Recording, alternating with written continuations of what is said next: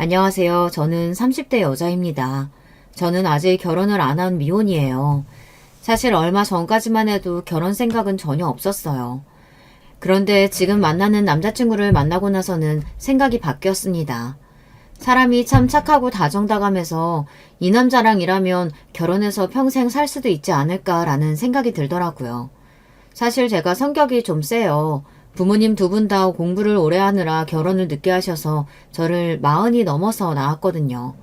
더군다나 외동딸이다 보니 어릴 때부터 공주처럼 자랐습니다.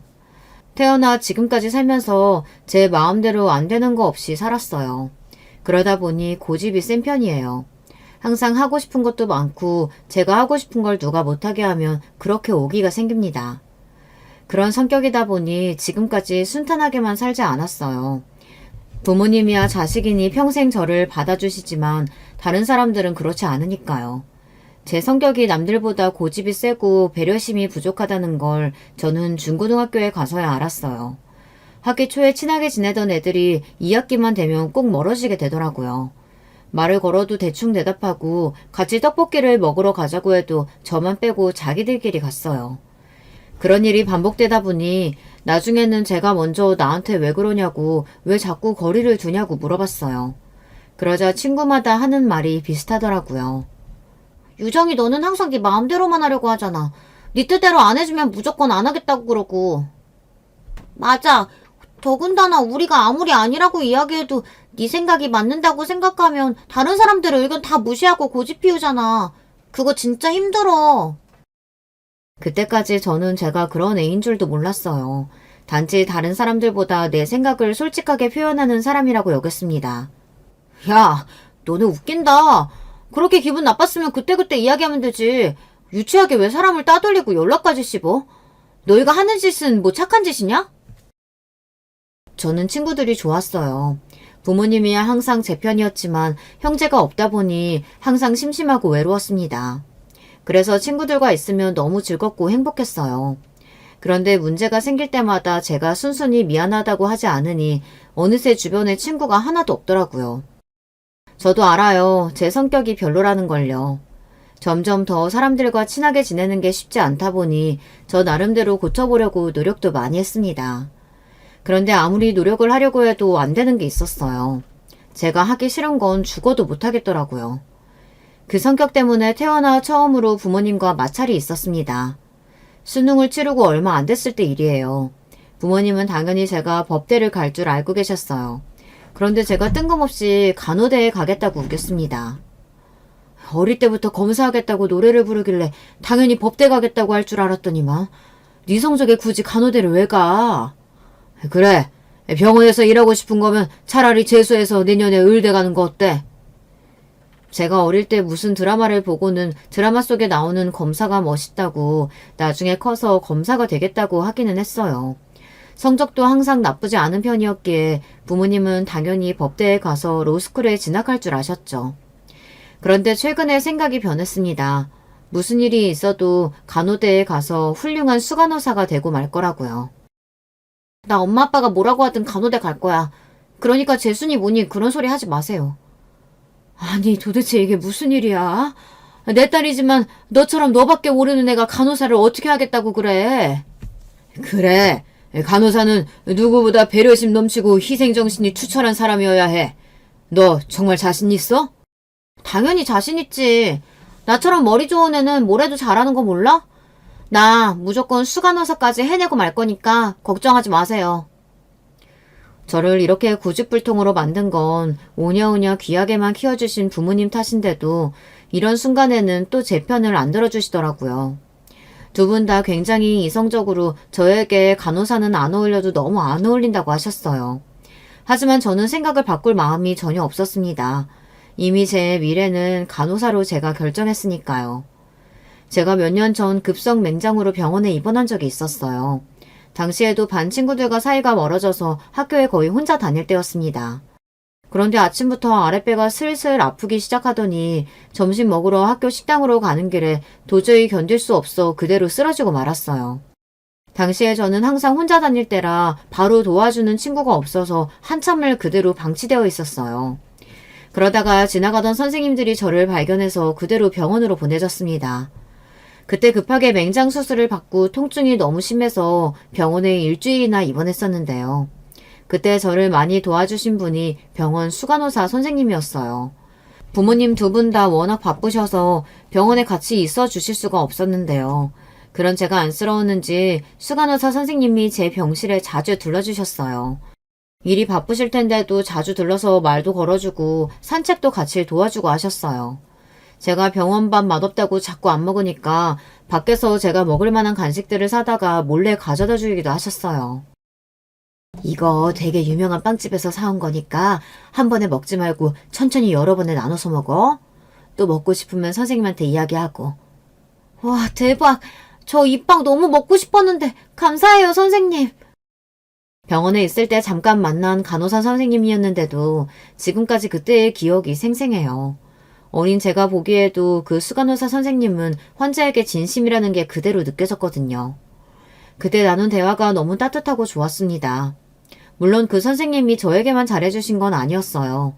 항상 보면 다른 환자들이나 간호사 선생님들에게도 너무나 다정하고 친절하게 대하시더라고요. 그 모습이 너무 멋있어 보였고 닮고 싶다는 생각이 들었어요. 그때까지 한 번도 느껴보지 못했던 존경심이라는 감정이 느껴졌습니다. 학창시절 내내 나의 부족한 성격 탓에 친구들과 멀어지고 힘든 시기를 겪어서 그런지 어린 마음에 더 심하게 감명받아 나도 저 사람처럼 되고 싶다는 마음이 점점 더 커졌습니다. 물론 사람이 한순간에 그렇게 변할 수야 없겠지만 간호사로서의 전문 지식을 가지고 환자들을 친절하게 대하다 보면 저도 그 수간호사 선생님처럼 되지 않을까 기대했습니다. 100%로는 아니더라도 그 선생님의 반만이라도 닮아갔으면 좋겠다는 마음으로요. 제 고집이 워낙 세다는 걸 부모님께서도 알기도 하셨고 제가 또 변덕이 심하다는 걸 아시기 때문에 또 언제 마음이 바뀔지 모른다고 부모님은 단순하게 생각하셨어요. 그런데 저는 생각보다 잘 해냈습니다. 간호대학을 다니는 내내 수석을 한 번도 놓치지 않았어요. 덕분에 졸업을 앞두고 우리나라에서 제일 알아주는 명문 대학병원에 단번에 합격했습니다. 저는 그렇게 꿈꾸던 진짜 간호사가 됐어요. 본격적으로 간호사로서 일을 시작하고 나니 학창시절 만났던 그 수간호사 선생님이 더 대단하다고 느껴졌습니다. 이렇게 일이 많고 힘든데 어떻게 그렇게 차분하고 다정한 성품으로 환자들을 대할 수 있는지 신기하기만 했어요. 저는 일은 참 잘하는 간호사가 되었지만 친절한 간호사는 되지 못했어요. 항상 제 가슴속에 품어둔 수간호사 선생님 같은 훌륭한 간호사가 되고 싶었지만 세상이 저를 그냥 그대로 두지 않았습니다. 병원엔 참 별의별 일이 많아요. 간호사에게 욕을 하는 환자도 있고 간호사를 본인 시녀로 아는 환자들도 수두룩합니다. 그러다 보니 자연스레 저는 더 독해지고 말이 없어졌어요. 간호사 생활 5년차가 넘었을 때 일이에요. 대학병원은 워낙 환자도 많고 긴급한 상황이 많다 보니 일의 규칙이라는 게 별로 없습니다. 내일, 니일 가리지 않고 급하면 누구라도 해야 하죠. 그러다 보니 연차가 쌓일수록 전공의들이 해야 하는 일까지 해야 할 때가 많아요. 의사나 전공의들은 본인들이 시간이 나야 병실에 올 수 있지만 간호사들은 항상 병실 앞에 있으니 환자들의 요구를 거절할 수가 없죠. 도대체 언제까지 기다리라는 거야? 어깨에 달린 주사 하나만 빼면 되는데 아무나 와서 해주면 되지. 언제까지 기다리래? 나 바빠. 빨리 빼. 환자분, 안에 피가 고이거나 염증이 생길 수도 있는 거라 전공의 선생님이 와서 해주셔야 돼요. 금방 오실 거니까 조금만 기다리세요. 기다리라고 한 지가 언제야? 일주일 입원하느라 좀이 쑤셔 죽겠어. 빨리 오라고 해. 그날도 환자분이 빨리 퇴원해야 한다고 바닥에 물건까지 던지며 하도 화를 내셔서 전공의가 와서 해야 하는 일을 제가 대신했어요. 간단한 일이지만 제 업무도 바쁜 와중에 왔다 갔다 신경을 써야 하니 슬슬 화가 올라와 있었어요. 이런 일이 하루 이틀도 아니니 저는 애써 참고 환자분의 요구대로 해드렸습니다. 제 경험상 전공의가 또 까먹고 안 오는구나 싶었거든요. 그런데 잠시 뒤 처음 보는 전공의가 간호사실로 급하게 달려오더니 자기 일인데 제가 대신하게 했다면서 미안하다고 하더라고요. 그 환자분이 물건까지 던지고 화내셨다면서요. 제가 빨리 오려고 했는데 교수님 호출이 와서 너무 죄송해요. 괜찮으세요? 괜찮아요. 선생님도 바쁘셔서 그런 건데 누구라도 할 수 있는 사람이 먼저 하면 되는 거죠 뭐. 전공의 선생님이 고개까지 연신 숙이면서 주머니에 있던 따뜻한 커피를 건네는데 그 모습이 제 눈에는 귀엽게 보였습니다. 이런 기분은 오랜만이었어요. 사실 병원 생활을 오래 하면 할수록 병원에서 만나는 사람들이 다 싫어지거든요. 의사든 간호사든 환자든 전부 다 싫어요. 아무래도 다들 아파서 온 사람들이고 조금만 실수를 해도 큰 사고로 이어질 수 있는 장소다 보니 다들 예민하고 까칠해요. 하루 종일 같이 일을 해도 웃으면서 인사하는 사람들도 거의 없고요. 그런데 아주 오랜만에 해맑고 다정한 사람을 보니 저도 모르게 힐링이 되더군요. 제가 다른 건 몰라도 사람 보는 눈은 있어요. 그 전공의를 제가 그 이후 1년 넘게 지켜봤는데 사람이 참 선하고 친절하더라고요. 그때 보았던 수간호사 선생님처럼 말이죠. 한번 관심을 주고 나니 그때부터 마음이 점점 커졌어요. 어느새 제가 그 전공의 선생님을 좋아하고 있더라고요. 저는 좋아하는 사람이 생기면 마음을 숨기지를 못합니다. 성격이 급해서 바로 다가가서 고백을 해야 직성이 풀려요. 물론 그것도 어릴 때 이야기고 저도 더는 어린 아이가 아니니 천천히 다가갔습니다. 더군다나 같은 병원 직원이니까요. 그런데 이 남자가 눈치가 참 없더라고요. 착하고 사람은 좋은데 제가 몇 번이나 같이 밥을 먹으며 추파를 던졌는데도 걸려들지를 않더라고요. 더군다나 워낙 다정다감한 성격이다 보니 잘해주기는 되게 잘해주더라고요. 사람이 포기 못하게 말이죠. 그러던 중 제가 병원에서 같이 일하던 간호사랑 문제가 좀 있었어요. 저보다 1년 선배 간호사였는데 일을 너무 못해요. 중요한 일을 까먹는 건 기본이었고 문제가 생겼을 때 다른 간호사들한테 미루는 게 습관인 사람이었죠. 저야 워낙 일을 잘하다 보니 그 선배한테 꼬투리를 잡힐 일이 없었는데 자꾸 본인이 실수할 때마다 다른 간호사들 핑계를 대며 팀 분위기를 망쳤어요. 안 그래도 일이 힘든데 같이 일하는 간호사끼리 사이가 불편하면 더 힘들어요. 위에서 힘들게 하니 어린 간호사들은 자꾸 그만두기도 했고요. 저희 팀에 자꾸 어린 간호사들이 그만두니 수간호사님께서 간호사들이 그만두는 이유에 대해 여러 번 물어보셨어요. 한두 번은 모르겠다고 둘러댔는데 같은 일이 반복되니 저도 짜증이 나서 더는 못 참겠더라고요.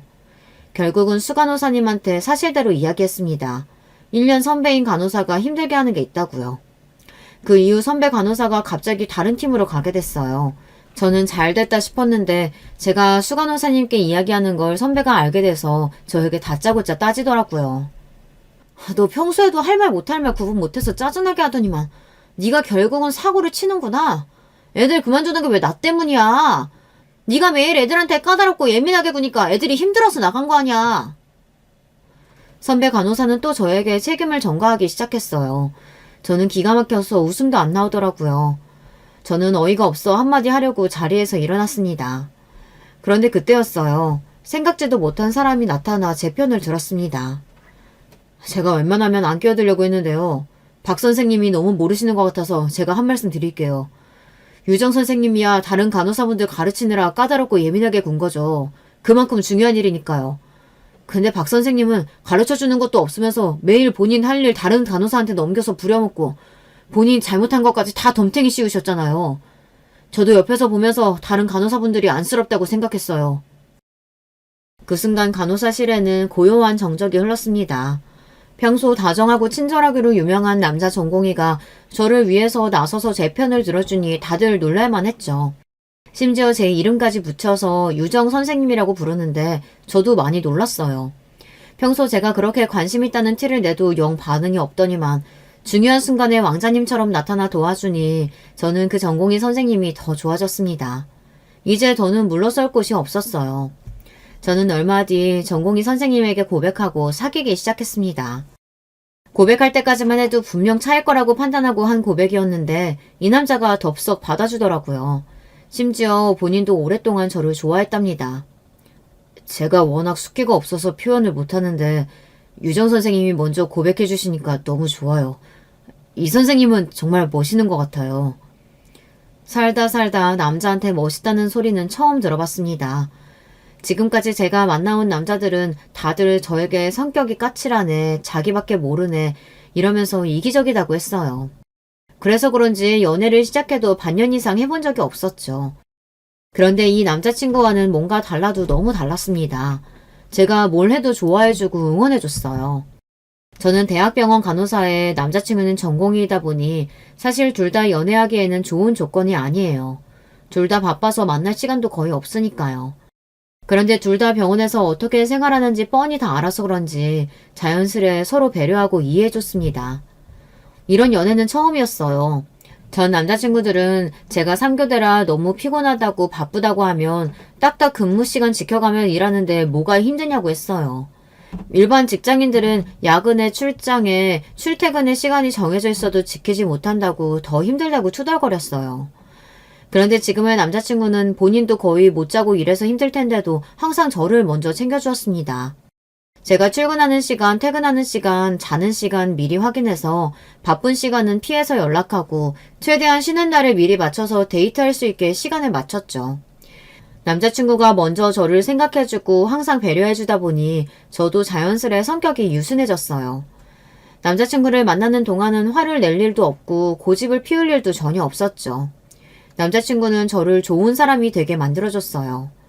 사실 다정하고 친절한 사람이 되기 위해 간호사가 됐는데도 어느새 더 까칠하고 예민해진 저를 보다 보면 마음이 안 좋을 때가 많았습니다.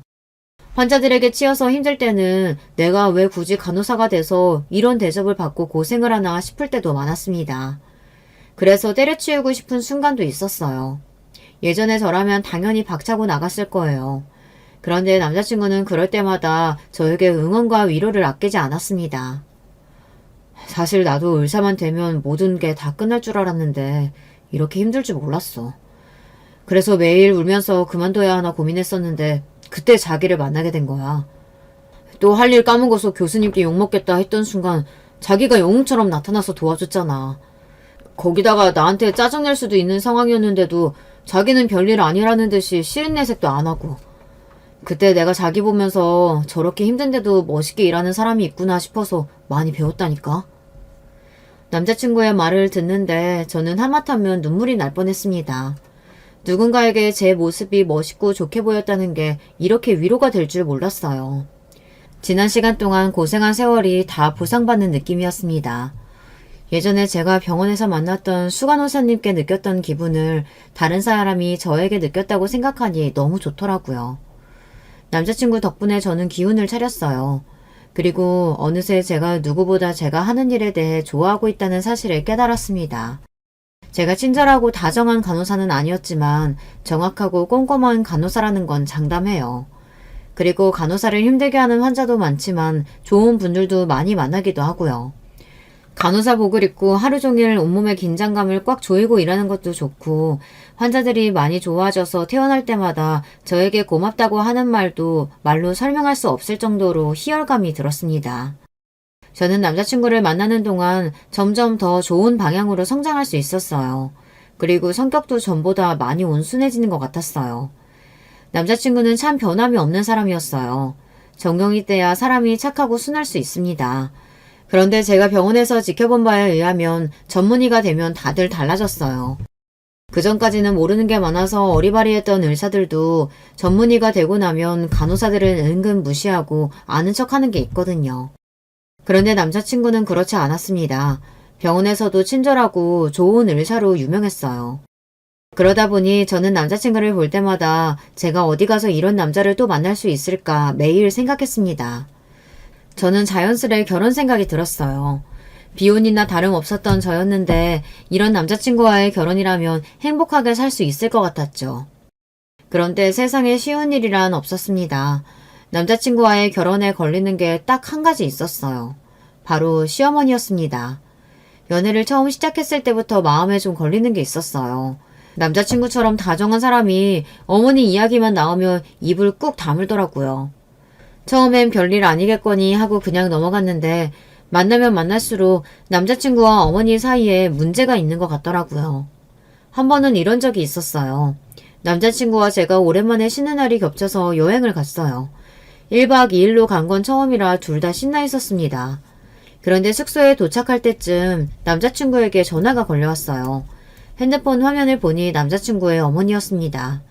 그런데 남자친구가 전화를 안 받더라고요. 저는 신경이 쓰여서 왜 전화를 안 받느냐고 물었습니다.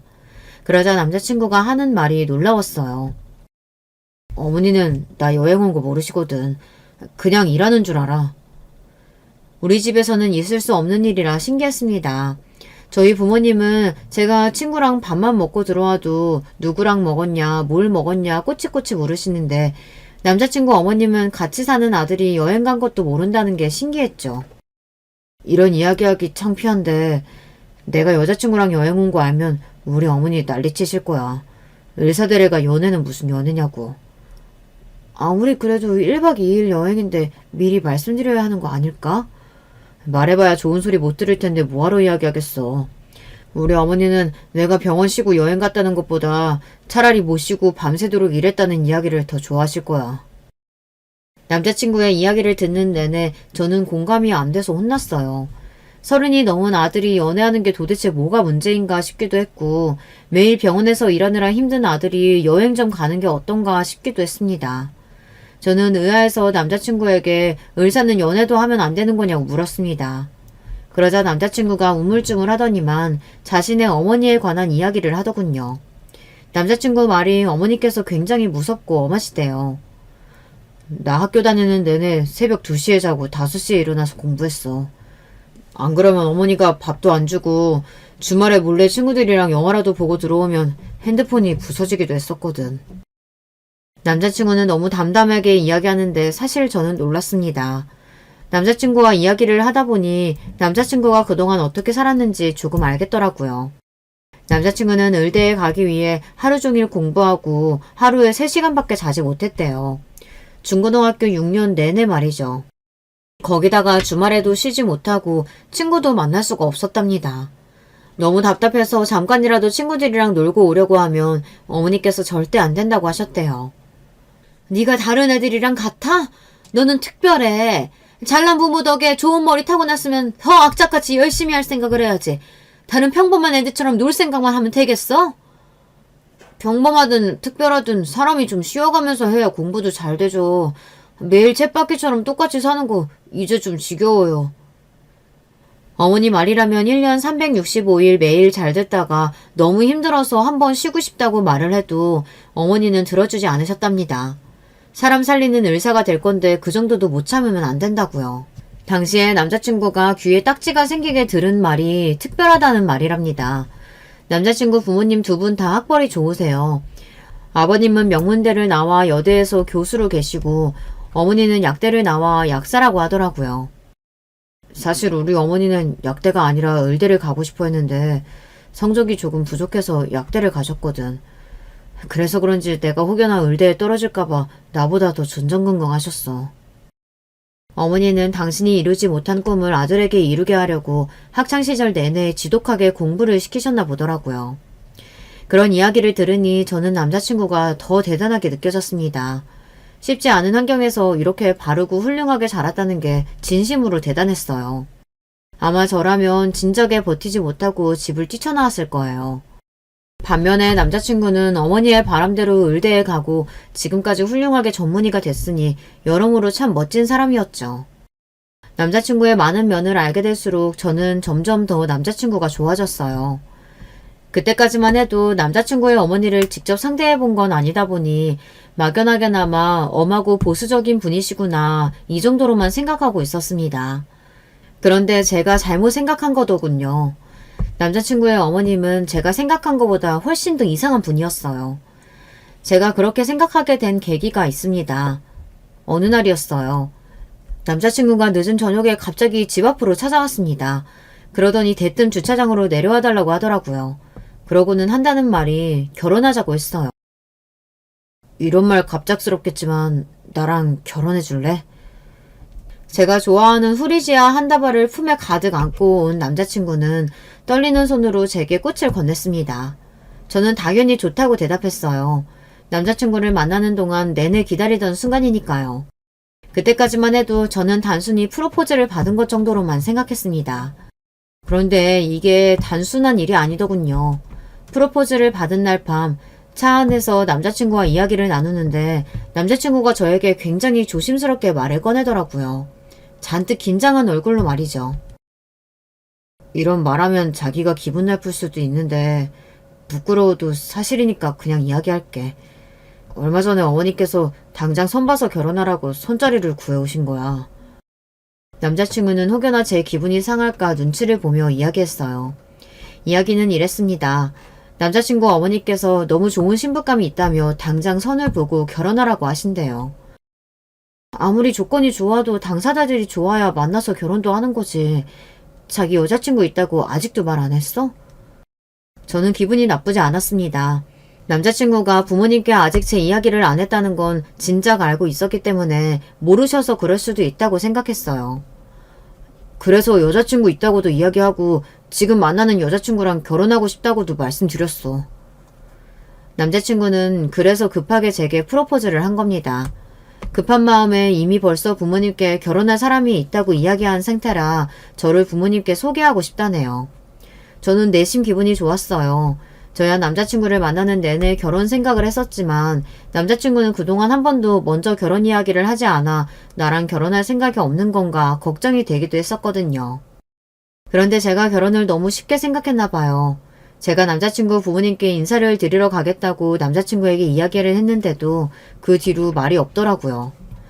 저는 한번 이야기가 나왔으니 아무래도 신경이 쓰여서 언제 갈까 남자친구에게 물었습니다. 그런데 제 말에도 남자친구가 우물쭈물 말이 없더라고요. 그래서 저는 아직 부모님께 제대로 말씀을 안 드렸나 싶어 더 묻지 않았습니다. 제가 너무 결혼에 목매는 것처럼 보이는 건 저도 싫어서요. 그러던 중 남자친구에게 실망스러운 사건이 생기고 말았어요.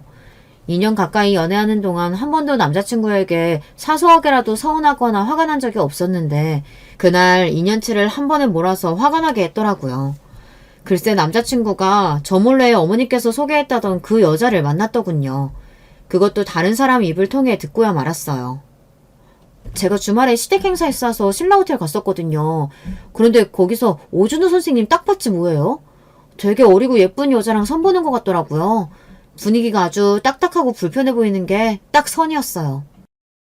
오준호 선생님 정도면 뭐 어리고 예쁜 여자 만날 수 있지. 이러다가 오준호쌤 조만간 청첩장 돌리는 거 아니에요? 병원 사람들은 신이 나서 떠들었습니다. 그 와중에 저는 화가 나고 짜증나도 티를 낼 수가 없었어요. 저와 남자친구가 연애한다는 걸 병원 식구들은 아무도 모르다 보니 제가 여기서 티를 낼 수가 없었죠. 물론 사내 비밀 연애다 보니 평소에도 일하다 보면 종종 서로의 이야기를 듣고는 해요. 오 선생이 또 뭐를 실수했다더라. 오 선생이 교수님께 혼나고 있다더라 등등 평소 많이 듣습니다. 그런데 이건 상황이 전혀 달랐어요. 일상적인 소리만 듣다가 주말에 다른 여자와 선을 봤다는 소리를 들으니 몸 전체가 뜨거워지며 피가 거꾸로 솟더군요. 저는 점심을 먹자마자 비상구에 숨어 남자친구에게 전화했습니다. 남자친구는 제 속도 모르고 바쁜지 전화를 받자마자 들릴 듯 말 듯 소리로 전화를 받더군요. 자기야, 내가 지금 조금 바쁜데 금방 다시 전화할게. 아무것도 모른다는 듯 해맑은 남자친구의 목소리에 저는 화가 치밀어 올랐어요. 그래서 저도 모르게 흥분해버리고 말았어요. 너만 바빠? 나도 바빠. 바쁜 와중에 화가 나서 도저히 일을 할 수가 없어서 전화한 거야. 너 주말에 선 봤다며? 내가 모를 줄 알았어? 남자친구에게만은 절대 보여주고 싶지 않았던 모습인데 결국은 제 진짜 모습을 남자친구에게 보이고 말았습니다. 남자친구가 저보다 한 살 나이가 어리기 때문에 절대 남자친구에게 야라고 부르지 않았어요. 그런데 결국은 내지르고 말았습니다. 하지만 그렇다고 해서 이건 그냥 좋게 넘어가 줄 수 있는 문제가 아니었어요. 그날 저녁 퇴근한 이후 남자친구는 저를 만나 애써 그날 일에 대해 변명했습니다. 남자친구는 어쩔 수 없었답니다. 선자리에 나가지 않으면 안 될 이유가 있었대요. 이유? 아무리 대단한 이유가 있어도 그렇지 어떻게 나를 두고 딴 여자랑 선을 보러 나갈 수가 있어? 저는 태어나서 그런 모욕감을 느껴본 건 처음이었어요. 안 그래도 제가 남자친구보다 나이가 많다는 게 신경 쓰이는데 젊은 여자와 선을 봤다고 하니 기분이 더 나쁘더라고요. 나도 정말 어쩔 수 없었어. 내가 선자리 안 나가면 어머니가 절대 자기 안 만나준다고 해서. 그래서 그런 거야. 내 입장에서는 방법이 그거밖에 없었어. 나도 그 자리에 나가는 거 진짜 고역이었다니까. 남자친구의 말에 저는 순간 충격을 받아 말문이 턱하고 막히고 말았습니다.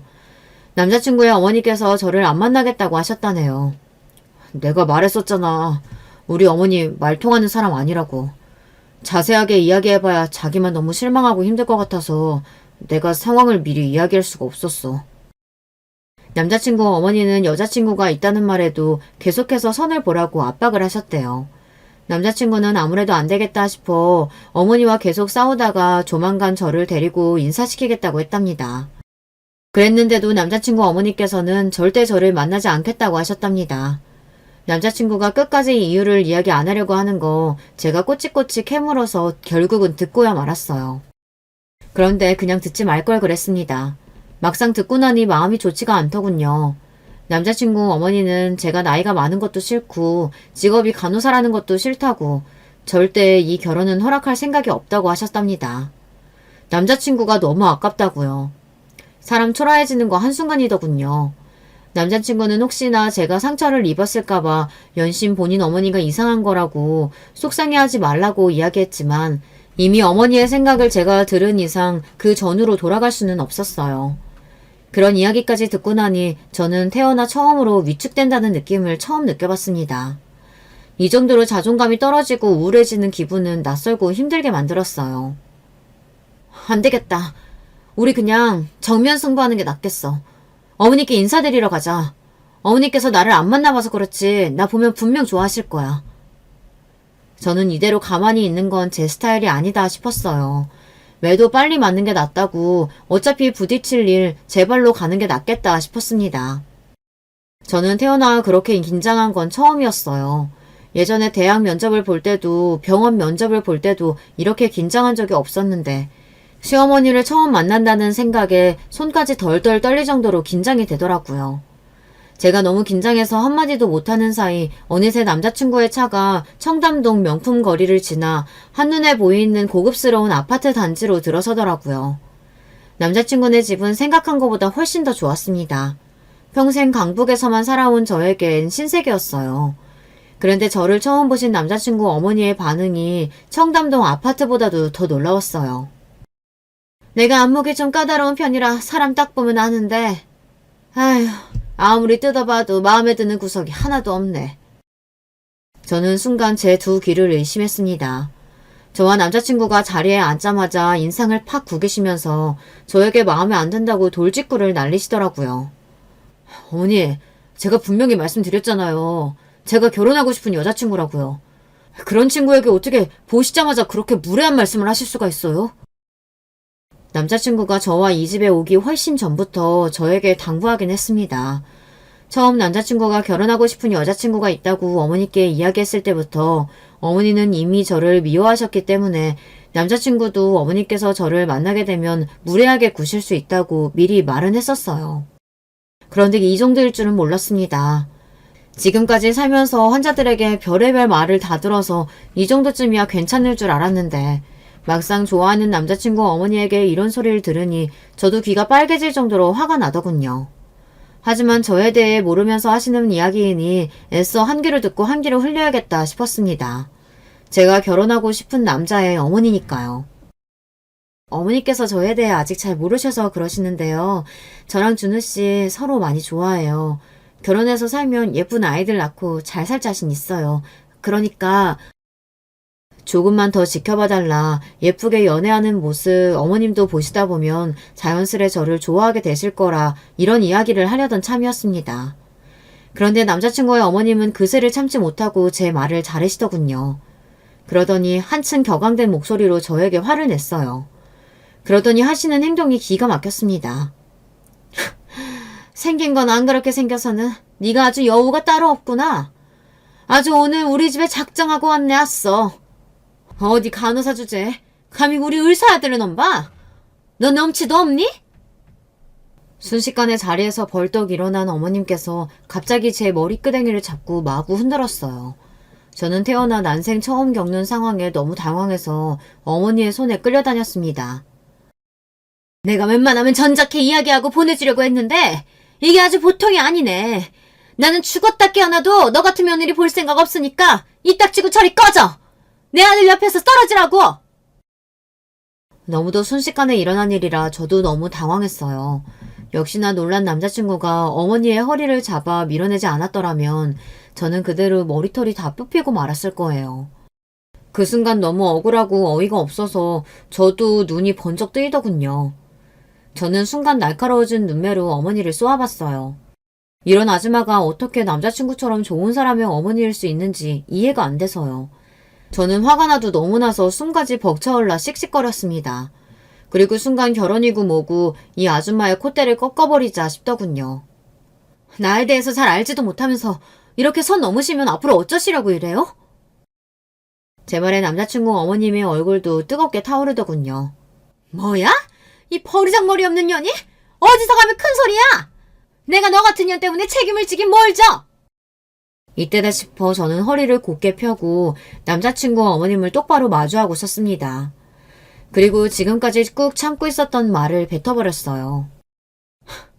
제가 어머님 부담스러우실까봐 이런 말까지는 안 하려고 했는데 말씀드려야겠네요. 제가 간호사이긴 한데 우리 병원 병원장이 바로 우리 아버지예요. 이제 좀 아시겠어요? 남자친구에게조차 말하지 않았던 사실을 끝내 제가 이야기하고 말았습니다. 네, 맞아요. 사실 저희 아버지께서 의사셨습니다. 심지어 제가 다니고 있는 대학 병원 병원장이세요. 병원장 딸이 같은 병원 간호사라고 하면 병원 직원들이 다들 불편해할 게 뻔하니 저와 아버지는 둘 다 비밀로 하고 병원에 다녔어요. 더군다나 남자친구도 같은 병원의 의사이다 보니 혹시나 불편해할까 싶어 이야기하지 않았습니다. 지금까지 병원에 다니면서 별의별 일이 다 있었지만 그럴 때마다 병원장 딸이라는 사실만은 이야기하지 않으려고 혼자 힘으로 악착같이 버텼습니다. 아버지 백으로 편하게 일한다는 이야기만은 절대 듣고 싶지 않아서요. 그런데 저도 엄한 사람한테 머리끄댕이를 한번 잡히고 보니 눈에 뵈는 게 없더군요. 이런 몰상식한 아줌마에게는 말을 해야 할 것 같았어요. 자기야, 그게 무슨 말이야? 병원장님이 자기 아버님이라고? 자기한테까지 이야기 못해서 미안해. 아버지가 은퇴하실 때까지는 비밀로 하자고 하셔서 나도 어쩔 수 없었어. 근데 사실이야. 남자친구에게는 아버지께서 내년이면 임기가 끝나실 예정이라 그때가 돼서 이야기할 생각이었어요. 그런데 제가 먼저 이 이야기를 하게 될 줄은 꿈에도 몰랐습니다. 그 정도로 너무 화가 났어요. 반면 남자친구는 지금 현 상황이 혼란스러운지 털썩 소파에 주저앉았습니다. 그런데 어이가 없는 상황은 여기서 끝이 아니었어요.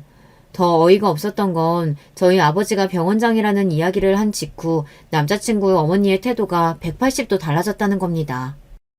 몇 번이나 저에게 그 말이 사실이냐고 확인하시더니만 순식간에 표정이 달라졌어요. 바로 조금 전 움켜쥐셨던 제 머리를 급하게 쓰다듬으면서 자신도 모르게 너무 흥분해버렸다고 하시더라고요. 어머마, 얘 좀 봐. 그런 중요한 이야기를 왜 안 하고 숨기고 있었어. 너 보기보다 애가 참 겸손하고 괜찮구나? 내가 오해했다. 얘, 우리 별거 아닌 일로 괜히 서로 감정 상하지 말고 앉아서 차근차근 다시 이야기해보자. 제 손까지 지그시 잡으면서 자리에 앉으라고 등을 토닥여주는데 순간 저도 모르게 등에 소름이 돋더라고요. 그 모습에 미간을 찌푸리는 건 남자친구도 마찬가지였습니다. 그러고는 남자친구가 버럭 소리를 질렀어요. 어머니, 창피하게 지금 뭐 하시는 거예요? 조금 전까지 유정이 간호사라고 무시하고 머리까지 잡으시더니만 아버님이 병원장이라는 소리 듣자마자 태도가 바뀌시는 거예요? 어머 아들, 내가 언제 네 여자친구를 무시했다고 그래? 간호사 너무 좋지. 의사 남편이랑 간호사 아내 나중에 개업하면 같이 일도 하고 얼마나 좋아? 그치 유정아? 아참, 아버님은? 은퇴하시면 어떻게 하실 생각이시니? 따로 병원 개업하실 생각은 없고? 이런 말 제 입으로 하고 싶지 않지만 정말 살다 이런 분은 처음 봤습니다. 병원에서 일하면서 별의별 사람들을 다 만나봤다고 생각했는데 제가 만나본 사람들은 양호한 거였어요. 명색이 명문대 약대를 나와 약국까지 운영하신다는 분이 어쩜 저렇게 뻔뻔할 수가 있는지 모르겠습니다. 조금 전 저에게 하신 행동은 까마득하게 잊으신 건지 아무렇지 않은 얼굴로 저희 아버지의 안부까지 물으시고 병원장 자리에서 은퇴하시면 어떻게 하실지까지 물으시더라고요. 저는 진심으로 너무 당황해서 말문이 막히고 말았습니다. 내가 첫 만남에 왜 이런 질문까지 하냐면 사실 내가 지금 운영하는 약국 건물이 원래는 전체가 다 병원 건물이거든. 근데 이번에 건물주가 병원을 팔아버린다고 해서 나도 나가야 하나 고민하고 있던 상황이야. 너희 결혼하면 사돈께서 우리 건물을 좀 사면 어떨까 싶은데. 그 건물에 우리 아들 병원도 좀 개업하고. 기가 찬다는 말이 바로 이런 경우를 두고 하는 말인가 봅니다. 저는 정말 조금 전 제 머리끄댕이를 잡았던 그 사람이 이 사람이 맞나 의문이 들 정도였어요.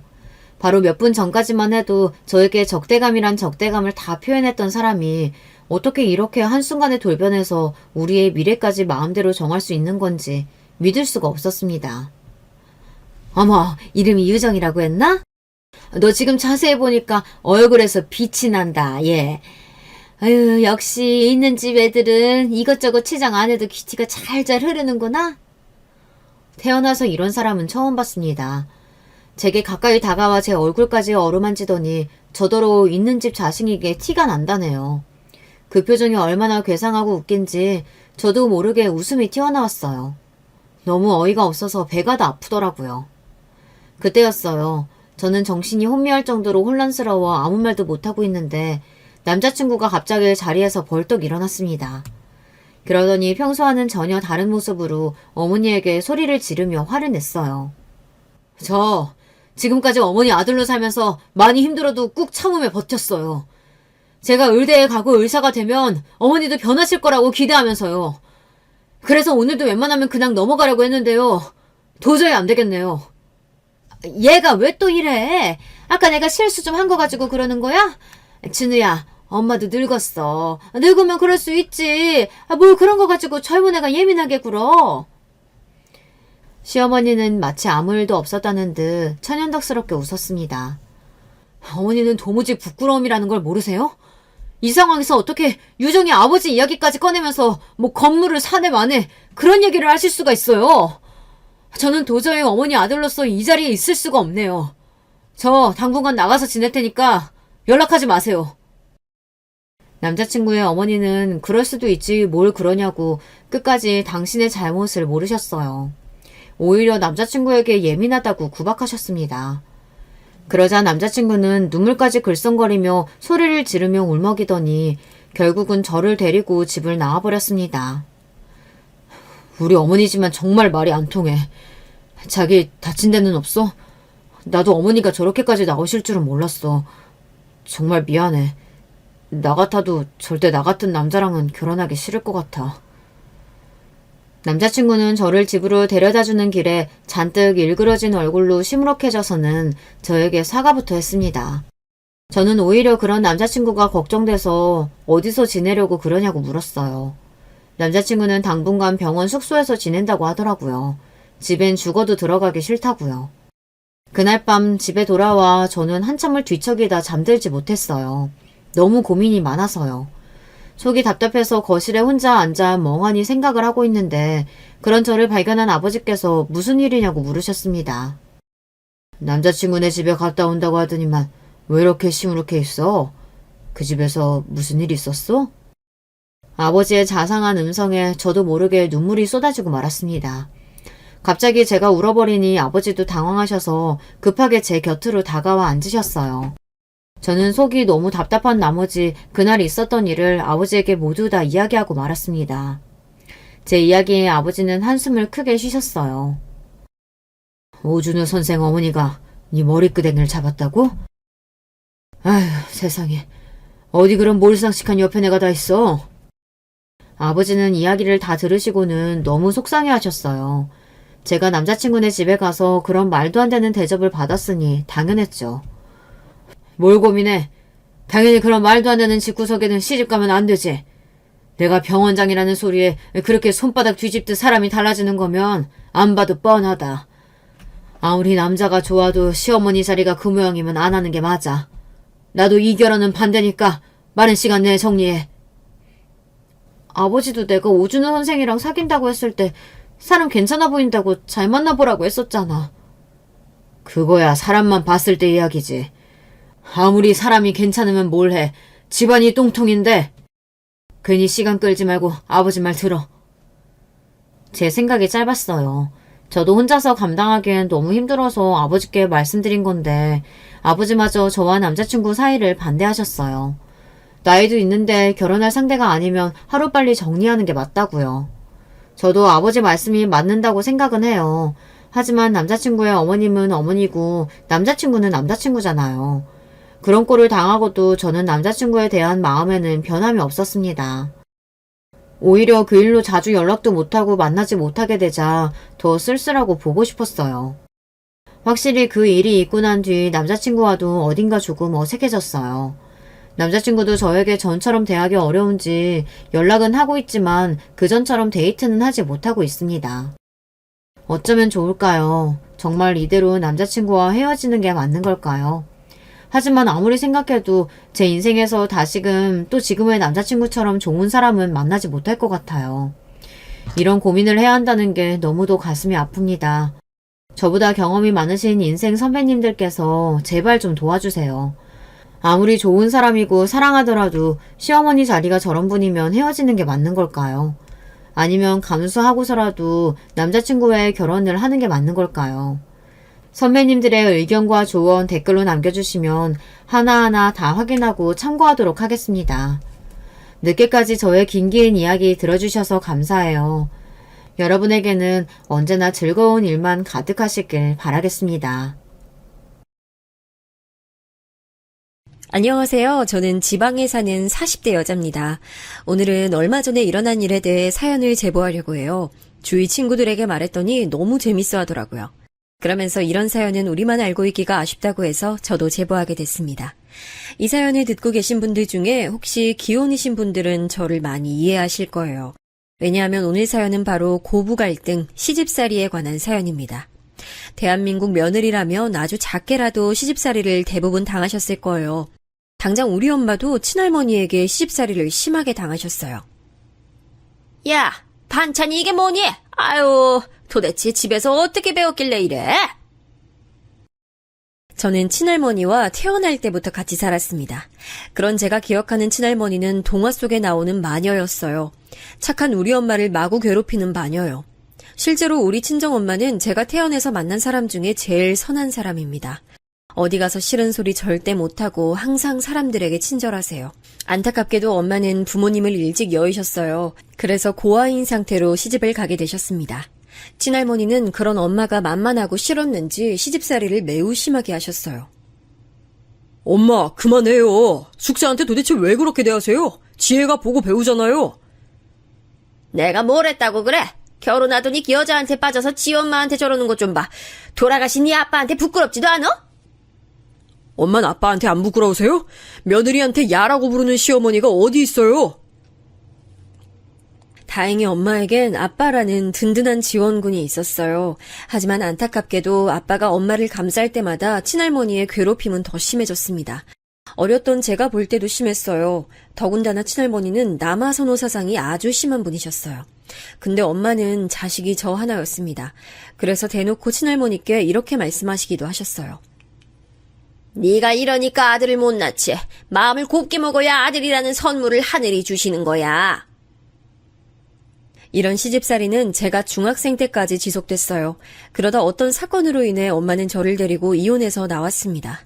그 사건은 바로 친할머니의 병간호 문제였어요. 할머니가 잠깐 마실을 나가셨다가 크게 넘어지셨거든요. 그러면서 허리를 심하게 다쳐 누워 계셔야 했습니다. 정신은 온전한 상태였어요. 야, 아유 나 죽네 죽어 죽겠다. 아주 시어머니 죽으라고 고사 지내냐? 할머니는 처음엔 방 안에 누워 계셨는데 나중엔 거실에서 생활하셨습니다. 이러면서 엄마가 바닥을 닦거나 집안일을 하면 사사건건 시비를 거셨어요. 제가 보기에도 저건 너무 심하다고 생각했죠. 먼지가 너무 많잖아. 더 빡빡 닦아야 사라지지.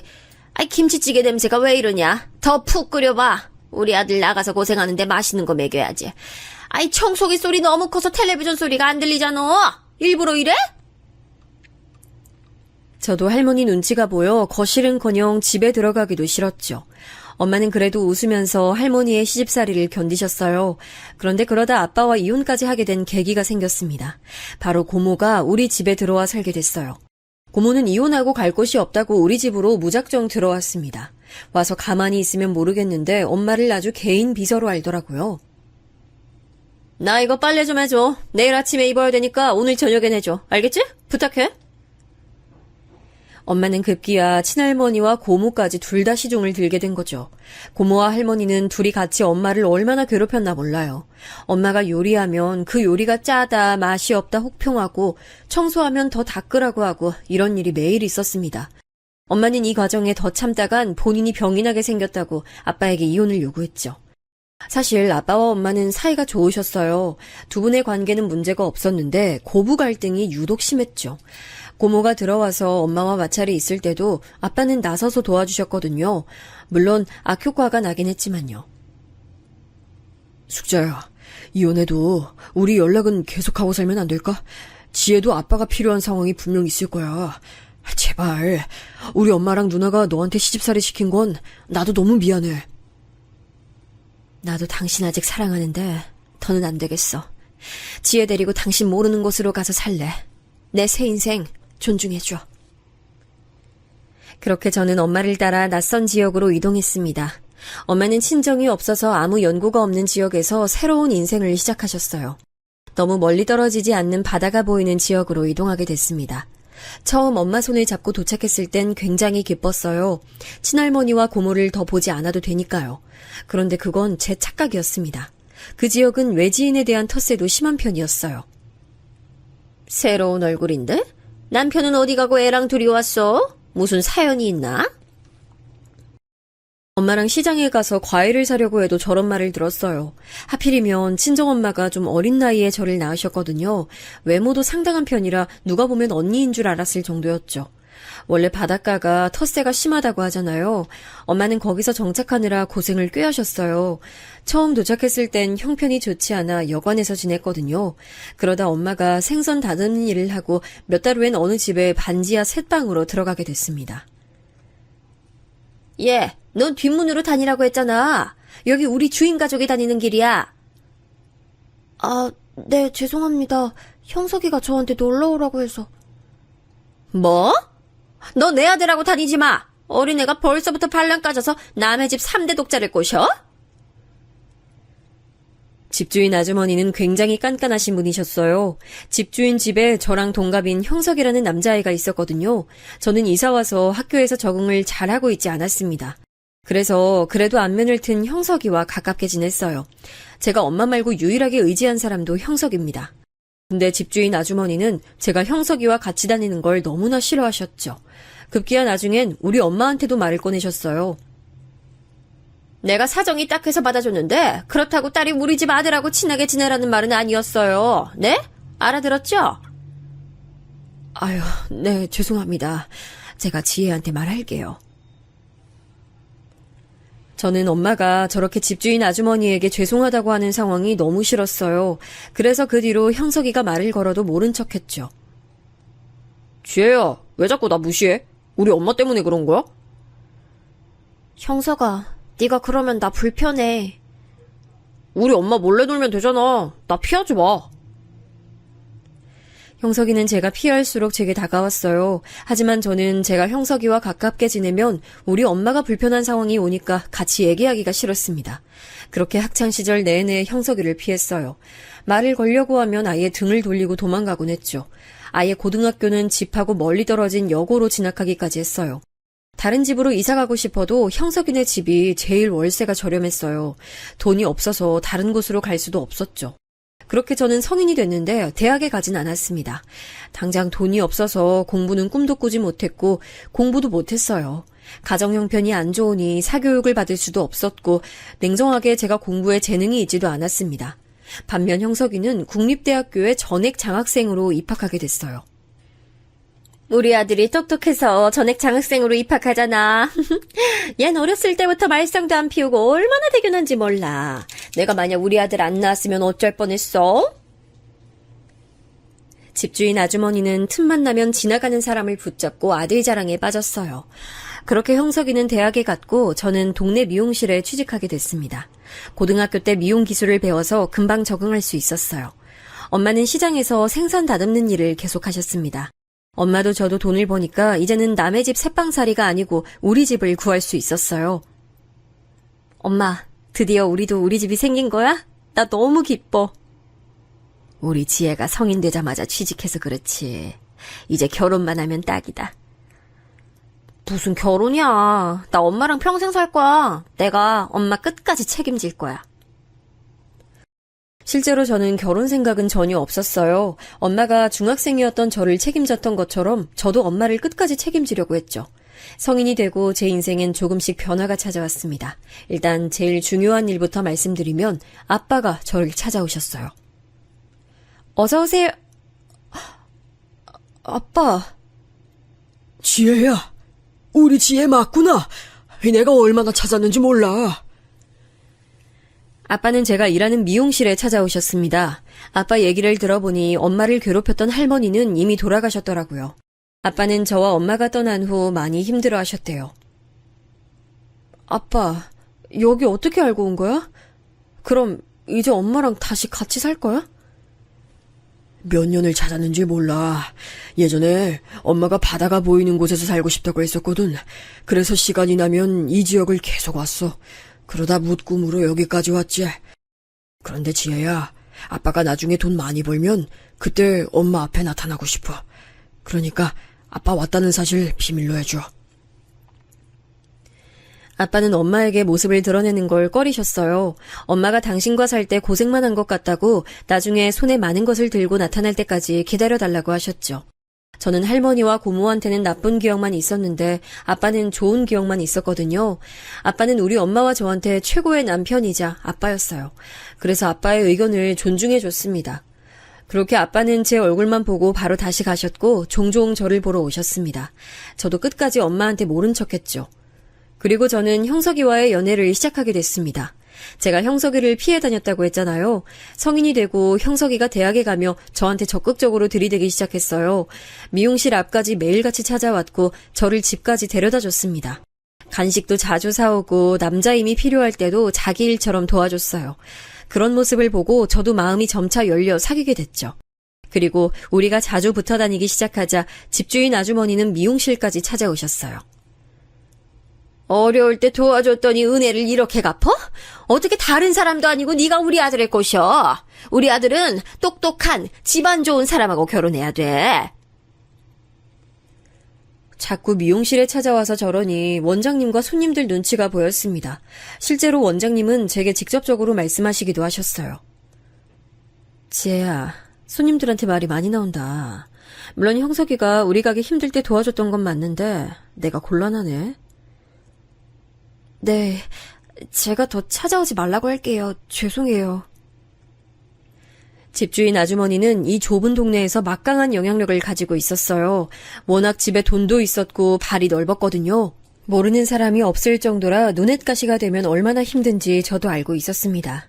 몰려다니는 아줌마 무리가 있었는데 입김이 장난 아니었거든요. 실제로 제가 학교 다닐 때도 학교에 얼마나 찾아왔던지 선생님들이 한두 번 곤란해하신 게 아니었죠. 여기서 계속 살 거면 제가 피하는 게 맞다 생각했어요. 그런데 원래 하지 말라면 더 하고 싶은 게 사람 심리잖아요. 형석이와 저는 집주인 아주머니를 포함해 동네 사람들 몰래 만나기 시작했습니다. 일부러 다른 동네에 가서 만나기도 하고 밤늦게 보기도 했죠. 그리고 그렇게 시간이 지나고 저는 인생에서 가장 큰 사건이 발생하게 됐어요. 네? 뭐라고요? 선생님 다시 봐주세요. 그럴 리가 없어요. 말도 안 돼. 다시 봐도 맞아요. 지금 임신 4개월이에요. 왜 지금까지 안 왔어요? 이 정도면 임신 증상 있었을 텐데. 아무튼 4개월 맞아요. 제가 원래 몸이 좋지 않아 생리를 건너뛰는 일이 많았거든요. 그리고 임신 초기 증상도 그냥 피곤해서 그런 줄 알았어요. 그때 당시 미용실도 바빠서 단순히 체력 문제인 줄 알았죠. 너무 놀란 마음에 엄마한테 말도 못하고 바로 형석이에게 말했습니다. 지혜야, 결혼하자. 난 우리 아기 절대 못 지워. 내가 책임질게. 마침 나도 이제 곧 졸업하니까 우리 같이 살자. 우리만 좋다고 될 게 아니잖아. 어른들 반대는 어떡해? 우리 엄마는 내가 설득한다고 해도 너네 엄마는 나 벌써 무서워. 그건 내가 알아서 할게. 우리 엄마 나한텐 꼼짝 못하는 거 알지? 내가 세게 나가면 될 거야. 너무 걱정하지 마. 형석이는 초조해하는 저를 달래줬어요. 초산이기도 했고 어렸던 저는 배가 그렇게 나오지 않았거든요. 말하면 지우라고 할까봐 저는 일부러 임신 막달에 어른들에게 알렸습니다. 형석이도 동의한 생각이었죠. 양가 부모님 반응은 엄청났습니다. 아니 지혜야, 이게 무슨 소리야. 갑자기 임신이라니. 아니 막달이라니. 그러면 다음 달에 아기를 낳겠다는 거야? 아니 나는 네가 형석이랑 만나는 건 알았는데 임신한 줄은 몰랐지. 너 아직 어려. 지워. 못 지워. 이미 막달인데 어떻게 지워. 그리고 나 이 애 키울 거야. 형석이랑 이미 얘기 끝났어. 나도 미용실에서 일하고 형석이도 곧 졸업하고 취직하면 키울 수 있어. 결혼이 장난이야? 넌 내가 그렇게 시집살이 당해서 이혼까지 했는데 아니 왜 지옥불에 네 발로 들어가려 해? 딱 봐도 너네 시어머니 될 사람 보통이 아니잖아. 엄마는 그런 집에 너 시집 못 보내. 아우 진짜 엄마 속상하게 할래? 장모님, 제가 책임지고 엄마 설득할게요. 아버지는 항상 제 편이니까 엄마는 제가 말 잘해볼게요. 절대 지혜한테 피해 안 가게 할게요. 형석이는 우리 엄마를 안심시키려고 노력했어요. 하지만 처음 시댁으로 인사 갔을 때 시어머니는 저에게 엄청난 반응을 보이셨습니다. 저도 자라면서 친할머니가 엄마를 괴롭히는 걸 봤잖아요. 비교하자면 우리 시어머니의 시집살이가 훨씬 심했습니다. 일단 첫 만남에서 시어머니는 제 옆에 있던 쿠션을 집어 던지셨어요. 엄마 왜 그래요? 그래도 제 아이 임신한 사람한테. 나가! 순진하고 똑똑한 내 아들 꼬셔서 키놓고 임신을 해? 내가 너 중학생 때부터 알아봤어.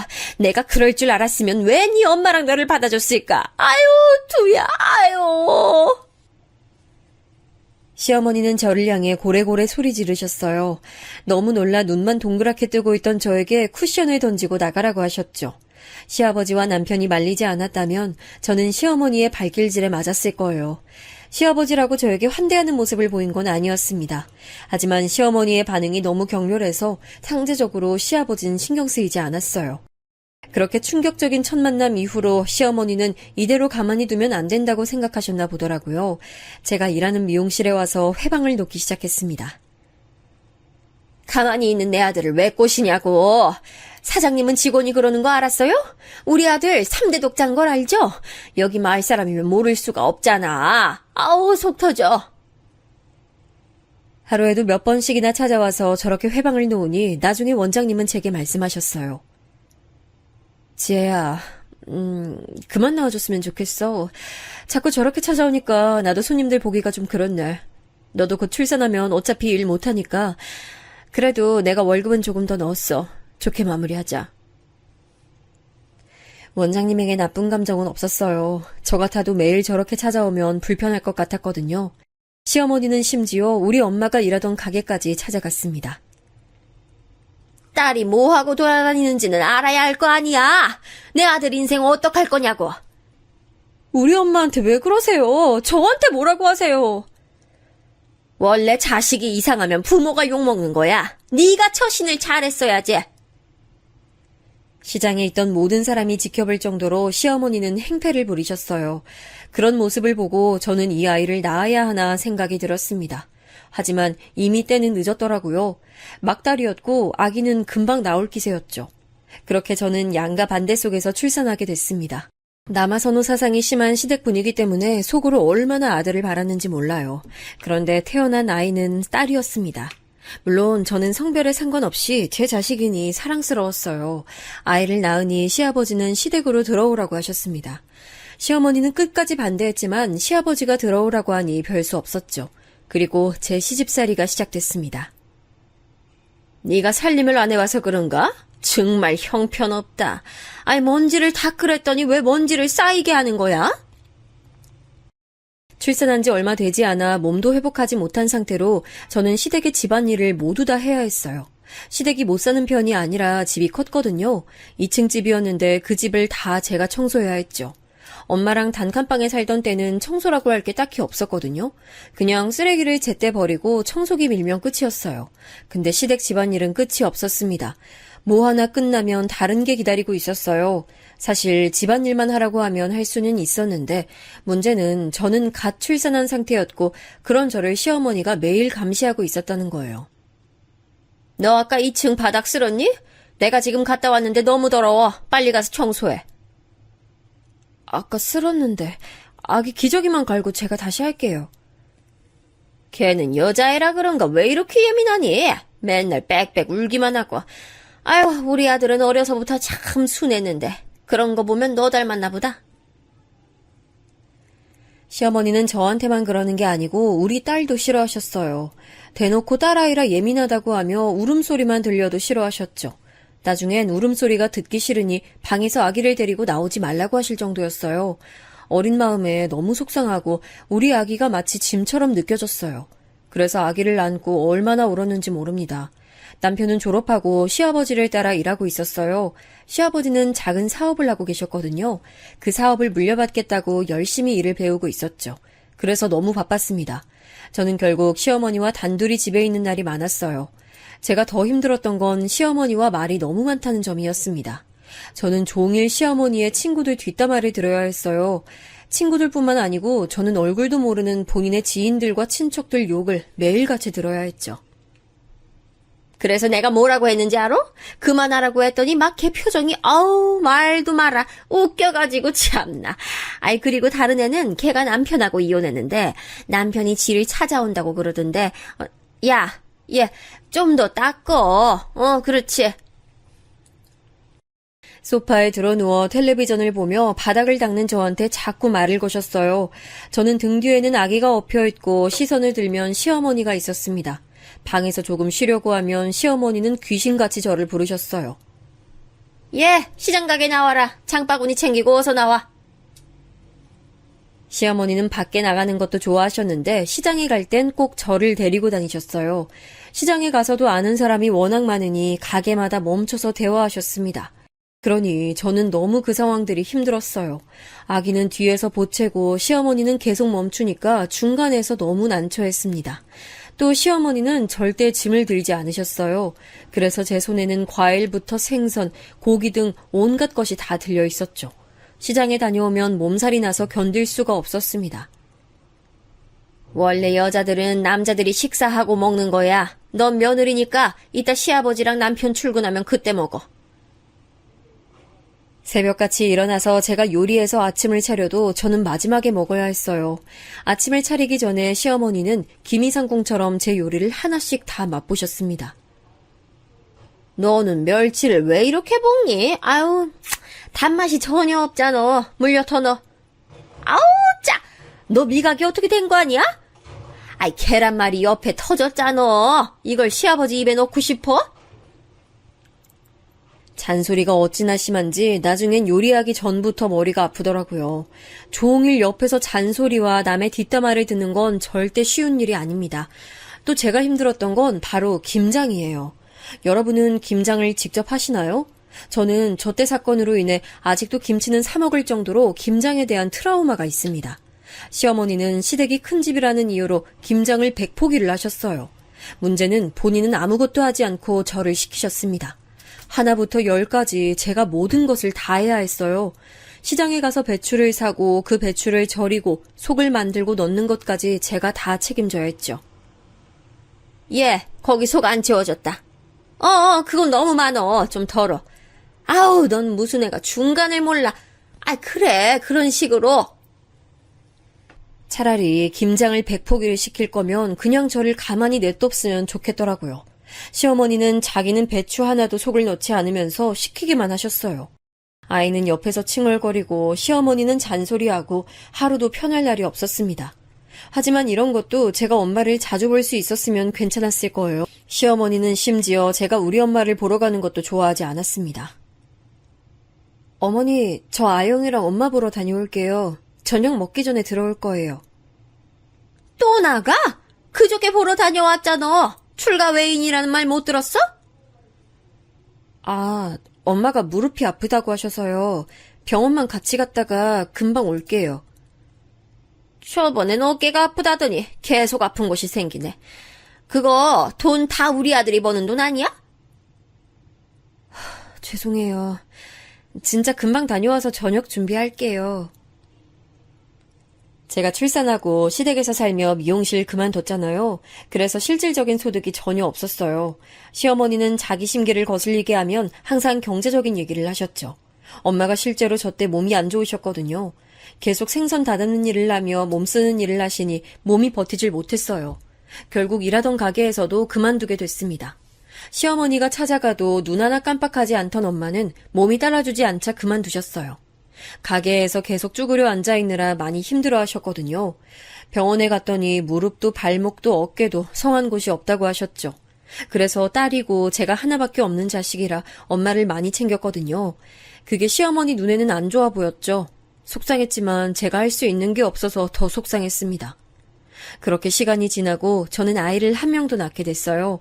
이번엔 드디어 아들이 태어났습니다. 저에게 관심이 없던 시아버지도 아들을 낳자 눈에 띄게 좋아하셨어요. 아이고, 우리 예쁜 장손. 우리 손자 낳아줘서 고맙다. 수고했어. 문제는 시어머니였습니다. 시어머니도 남아선호 사상이 매우 심해서 우리 아들은 예뻐하셨어요. 문제는 차별이었죠. 저는 첫째한테 되게 미안한 마음을 가지고 있었거든요. 어린 나이에 낳아 뭣도 모르게 키우기도 했고 제가 시댁에 막 시집와서 해준 것도 전혀 없었거든요. 아이가 보채면 가끔은 저도 너무 힘들어서 달래주지도 못했죠. 그래서 첫째는 또래에 비해 많이 성숙한 편이었어요. 그리고 아이가 원래 더 잘 알잖아요. 할머니가 자기를 좋아하지 않는다는 건 딸은 이미 알고 있었어요. 그 상태에서 아들이 태어났고 시어머니의 차별이 눈에 대놓고 보이니 저는 딸이 눈에 계속 밟혔습니다. 진영아, 우리 손자, 아유, 예뻐라. 이리 와서 과자 먹어. 할미가 우리 진영이 먹으라고 특별히 주문해서 사왔어. 이거 미국에서 건너온 과자야. 진영아, 누나랑 같이 먹자. 아영아, 이리 와. 아니야, 과자 하나밖에 없으니까 진영이만 먹어야 돼. 너는 저리 가서 사과 먹어. 아까 냉장고 보니까 있던데. 애들이 둘인데 한 명만 챙겨주시면 어떡해요. 다른 것도 아니고 먹는 거잖아요. 이런 식으로 자꾸 먹는 걸로 차별하니 제가 너무 속상하더라고요. 같이 살지 않으면 제가 어떻게 중재라도 할 텐데 시부모님을 모시고 사니까 한계가 있었습니다. 딸에게 제가 아무리 몰래 잘해줘도 시어머니가 대놓고 저러니 딸은 날이 갈수록 속상해했죠. 우리 장손 생일에는 할머니가 한우 사줄게. 벌써 식당도 예약했어. 한우요? 어머니, 그렇게까지 안 하셔도 돼요. 저번에 아영이 생일 땐 집에서 간단히 했잖아요. 아이들도 이제 어느 정도 컸으니까 집에서 케이크 사다가 간단하게 해요. 무슨 말을 하는 거야, 우리 장손인데. 할미가 알아서 할 테니까 우리 진영이는 친구들 초대할 생각만 해. 알겠지? 심지어 딸과 아들의 생일 때도 시어머니는 너무 태도가 달랐어요. 딸의 생일은 기억하지도 못했는데 아들 생일 때는 크게 파티를 열었거든요. 엄마, 할머니가 내 생일 때는 뭐 대단하냐고 케이크 샀냐고 그랬잖아. 근데 진영이는 한우 먹어? 나 속상해. 아영아, 할머니가 아무리 너한테 그래도 아영이는 엄마랑 아빠의 소중한 자식이야. 알지? 그래도 너무 속상하고 슬퍼. 나는 여자라고 할머니가 미워하는 거야? 옛날 뿐이라 아직... 우리 딸이 속상해하니까 엄마도 속상하다. 딸이 속상해하는 모습을 보니 저는 이제 더는 가만히 있지 못하겠더라고요. 저한테 시어머니가 시집살이 하는 건 사실 참을만 했습니다. 워낙 저도 엄마가 당하는 걸 봤으니까 내성이 있었죠. 그런데 딸한테까지 그러는 걸 보고 견딜 수가 없었어요. 분가하자고? 나도 분가하고 싶은 마음은 크지. 근데 내가 아버지 밑에서 일을 배우고 있으니까 현실적으로 말을 꺼내는 게 어렵네. 힘들어도 해야지. 아영이가 너무 속상해하잖아. 당신은 당신 딸이 저렇게 대놓고 차별받고 있는데 아무 생각이 없어? 아무 생각이 없다니 무슨 말을 그렇게 해. 나도 속상해. 속상한 거랑 현실적으로 가능한 거랑 다르니까 그렇지. 불가능한 것도 아니잖아. 하려면 충분히 할 수 있잖아. 아버지 밑에서 일하는데 그걸 입 밖으로 꺼내는 게 쉽지는 않아. 당신이야말로 내 생각은 안 해? 분가를 앞두고 남편하고 부부싸움하는 경우도 많아졌어요. 남편은 시아버지 눈치가 보인다고 난처함을 보였죠. 남편이 이해가지 않는 건 아니었는데 저는 딸의 속상함이 먼저였어요.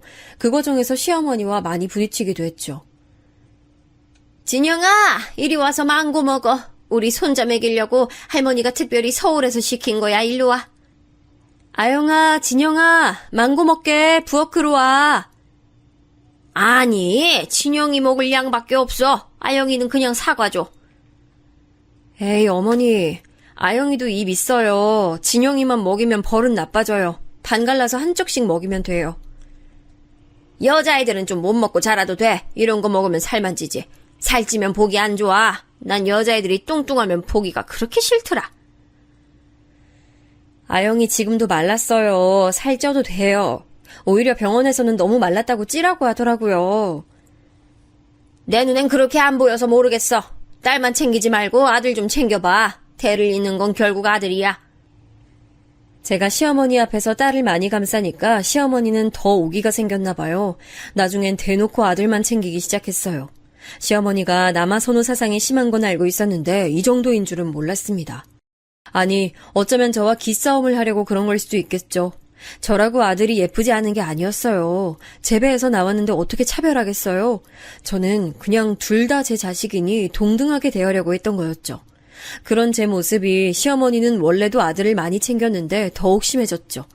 심지어 놀이공원을 아들만 데리고 가더라고요. 딸도 그 놀이공원을 엄청 좋아하거든요. 이건 분명히 의도된 행동이었어요. 어머니, 아무리 그래도 진영이만 데리고 가시면 어떡해요. 아영이도 데리고 가주셔야죠. 딸은 네가 나중에 데려가. 원래 아들은 바깥 세상 구경도 많이 해야 좋은 거야. 아영이 네가 집에서 살림이나 알려줘. 그래도 남매잖아요. 어머니가 이러시면 애들도 속상해해요. 그리고 무슨 살림이에요? 아영이 똑똑해서 성적도 상위권인데요? 그러면 뭐하냐? 그렇게 똑똑한 딸 네가 데리고 가라고. 난 우리 손자 데리고 갈 거니까. 엄마랑 누나랑 같이 가고 싶어요. 진영이도 그러잖아요. 어머님 괜히 혼자 그러시니까 가족 분위기도 이상하죠. 제발 그만하세요. 제가 뭐라 해도 아들의 손만 잡고 시어머니 앞을 가로막았어요. 마침 아들도 가기 싫어하는 눈치라 일부러 아들과 딸을 데리고 집을 나왔습니다.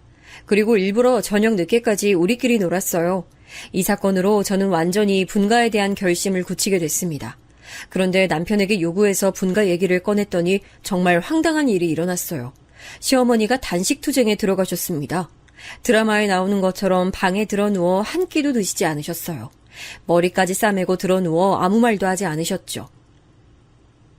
아이고, 이래서 머리 검은 짐승은 받아들이는 게 아니다 하더니, 아유, 내가 며느리 하나 잘못 들였다가 이 고생을 하네.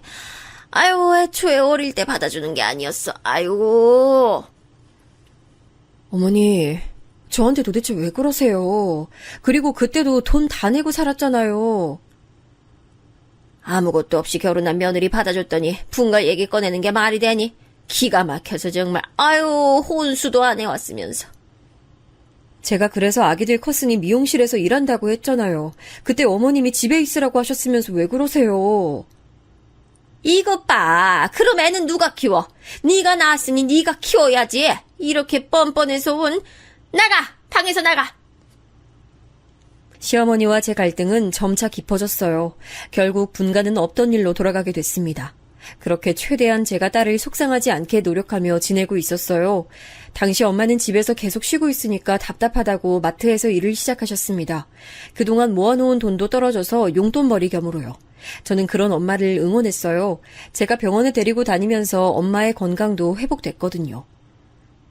청소를 한 거야, 만 거야? 왜 이렇게 집에 먼지가 많어? 아까 제가 아침 먹고 청소기 돌린 거 보셨잖아요. 2층까지 제가 혼자 다 청소했어요. 너무 대충 돌린 거 아니야? 바닥에 먼지가 가득이잖아. 걸레로 닦았어? 화장실은 청소했어? 어머니, 저 지금 빨래하고 있으니까 이거 다 하고 할게요.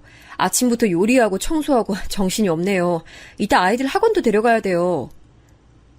한 번 할 때 제대로 하는 법을 배워. 어째 너는 신혼 때부터 변하지를 않니? 그러면 어머님이 저 대신 해주세요. 어머님 청소 잘하시잖아요. 저는 아이들 챙기랴 집안일 하랴 너무 정신이 하나도 없어요. 너 지금 시애미한테 집안일 시키는 거야? 시어머니와의 갈등은 날이 갈수록 심해졌어요. 저도 시간이 지나며 신혼 때처럼 꾹꾹 참는 거에서 대꾸를 어느 정도 하니까 거기에 대해 시어머니도 불만이셨죠. 아들과 딸에 대한 차별도 심해져서 저는 진지하게 이혼까지 생각했습니다. 시어머니는 제가 참지 않자 심지어 우리 엄마를 찾아가기까지 했습니다. 사실 처음엔 저도 시어머니가 그러고 있는지 몰랐어요. 그런데 첫째 친구 엄마가 저에게 말해주더라고요.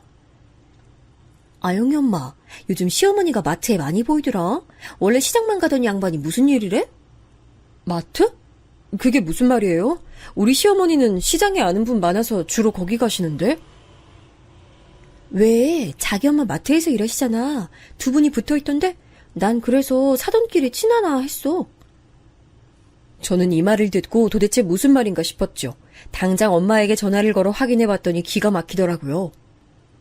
엄마, 무슨 말이야? 시어머니가 마트에 가? 그냥 오셔서 말 걸고 하셔. 그렇게 신경 안 쓰이니까 너무 걱정하지 마. 만약에 무슨 행패 부리거나 하면 당장 말해. 알겠지? 알겠어. 엄마 생각해줘서 진짜 고마워. 시어머니에게 대놓고 티를 내진 않았어요. 왜냐하면 말하는 순간 또 싸움이 일어날 게 뻔했거든요.